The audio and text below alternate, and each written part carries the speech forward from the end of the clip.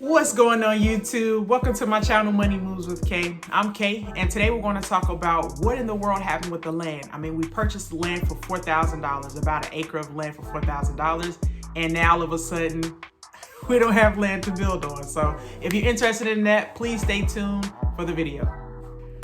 All right, so before we get into the video, do me a favor. Please like, comment, share this video with anybody that's interested in the video, and do me an even bigger favor. And if you subscribe to this channel, write down below in the comment sections, I subscribe, so that I know that you're a subscriber, and also I can shout you out in my future videos. So yes, let's get started.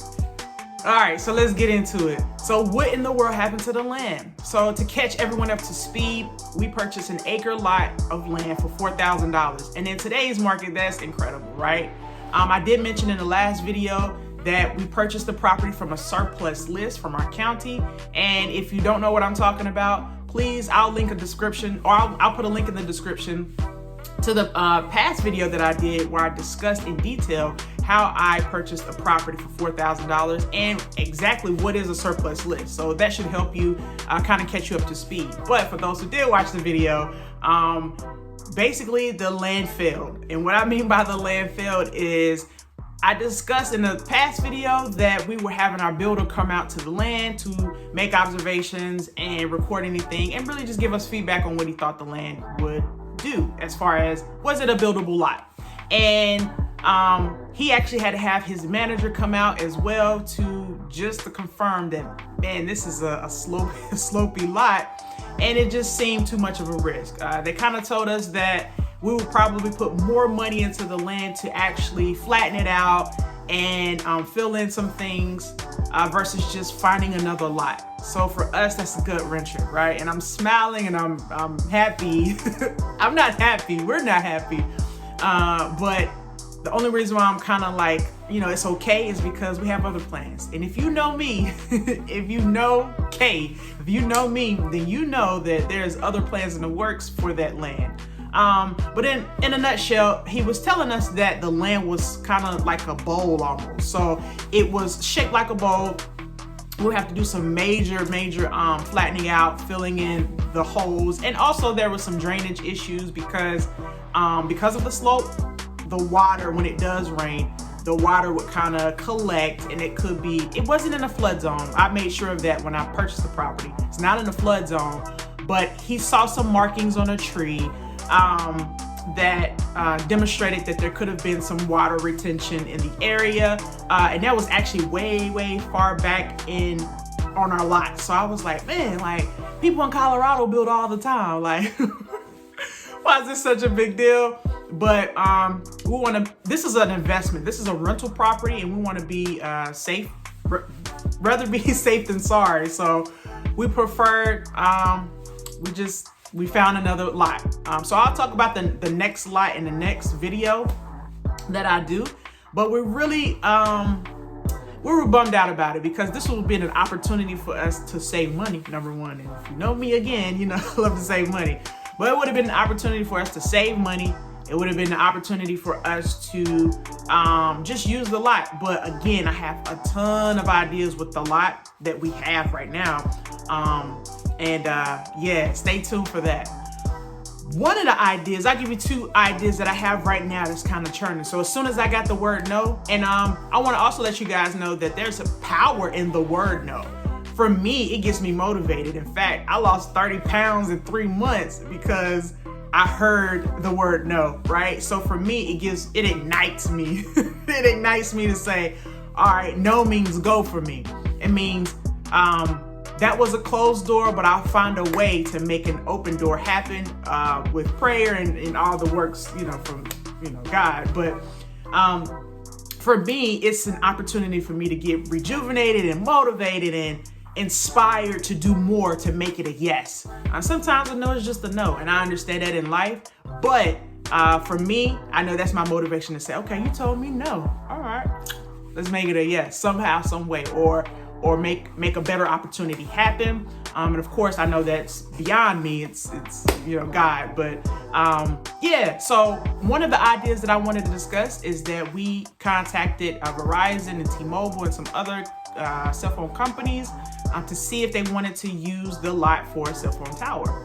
On average, in the year of 2020, this is stats, I forgot the site I got it from, but these are stats that I found on Google.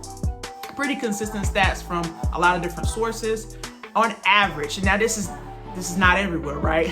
But on average, whether urban, sometimes they do accept urban, or rural communities, on average about $12,900-ish a year, which breaks down to roughly $1,000 a month. That's kind of how I break it down, for allowing the cell phone company to put a cell phone tower on your property. Now, this could be very controversial. I don't know. This is an avenue that we're thinking about. We haven't pulled the trigger on it, but this is an avenue we're thinking about doing, in which it can bring in, I don't like to throw around, I may say passive income and talking and conversation for my YouTube channel, but nothing is truly passive, because there does require some type of work in there somewhere. So that's one option that we have when we're floating around, and we'll see what the feedback is, and I'll update you guys on that feedback with these cell phone companies. Also, another thing that we're thinking about doing is, it's a program called, not a program, it's a site called neighbor.com. And neighbor.com is exactly like Airbnb, but it's a rental space for, like, if you have extra space, like extra yard space on your home, front yard, backyard. I've seen garages on there. Like, if we were to clean out our garage really good and have an open garage for people to rent, they rent it. And they rent it in our area. I've already done my research. So a lot of people in this area are renting. They have a double garage, right, at their home. They don't use it, or maybe they're away, or whatever the case may be. They want to rent it out. So I've seen prices. Now that's not, you're not going to get, from my observation, and it could vary depending on the storage space that you have, but it's not a get rich type thing. But if you have some space available, why not? Why not make money off of every square footage of your lot or land, or whatever the case may be? Which brings me to my other point of 5 reasons you should purchase land. That's another video I did. Please check it out. I'll link that below as well. But these are just options. That's only 2 options I gave you. I have a ton more options in my head that I'm like, we're going to utilize this land. Either way, we're going to keep it in our portfolio, but we will definitely utilize this land so that we can make more money, right? And I have another cool thing. I guess I'll disclose it here a little bit, just a little bit. It's a grant that we may be receiving to develop the land as well, but that's all I'll disclose right now until it actually happens, and we'll kind of get to that. But yeah, those are just, I gave you 3. I only meant to give you 1 or 2. I disclosed everything in this video. But those are cool ways that you can utilize your land to make you money. And I'm a huge proponent of land, so hopefully that inspires you to actually go buy land. Please, go buy some land. But yeah, that's what we intend to do with the land. Those are a couple of ideas we intend, or how we intend to use the land. So what are our next steps, right? So how do we move forward? How we're moving forward is basically pushing forward. So in real estate and in life, but I'll speak on real estate. In real estate, I know for a fact, I've only had 1 deal that went really, really smoothly. And even in that deal, there was some hiccups. There's always hiccups in real estate. So my husband and I, just from our history in the business that I do with wholesaling and just in general in our past, and purchasing this home, we just kind of know that there's always going to be a hiccup. It's unfortunate, but that's honestly life. So what do? We didn't get the land we got the land, but we weren't able to build on that particular land that we purchased for so cheap. Every time I say that, it gets to me a little bit, but it's okay. We're going to move on. In fact, we've already found another lot to build on. So we're getting the evaluation there. And this lot is flat at that. We don't got no questions here. It's flat, it's buildable. We don't need a perk test because it does hook up to the main line as far as utilities.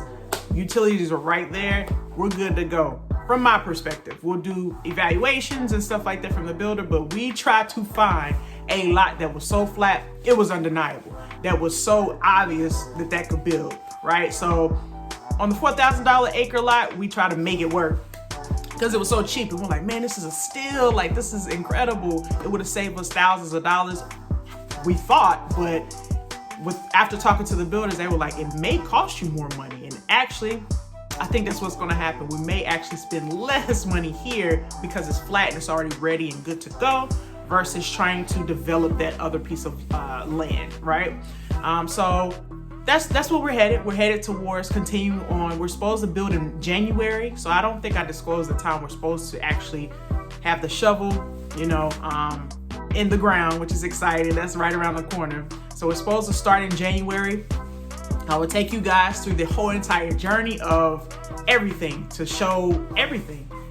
Again, challenges and successes, failures. There's power in failure as well. Keep going. But yeah, that's a quick update on the land process and what happened with the land and what's going on. And hopefully you've subscribed so you can get even more information about our journey. And this is quite a journey, and we are happy and blessed to be going through the journey. And I want to help you start the journey as well. It's never too late. The opportunity is now. Even though the market is really, really high as far as hard to enter the market, again, that's a no for me. That signifies a no for me, so that's go for me. So yeah, I want to encourage you, get in the market. All right, that's the end of my video. Until next time, you guys stay blessed. Peace.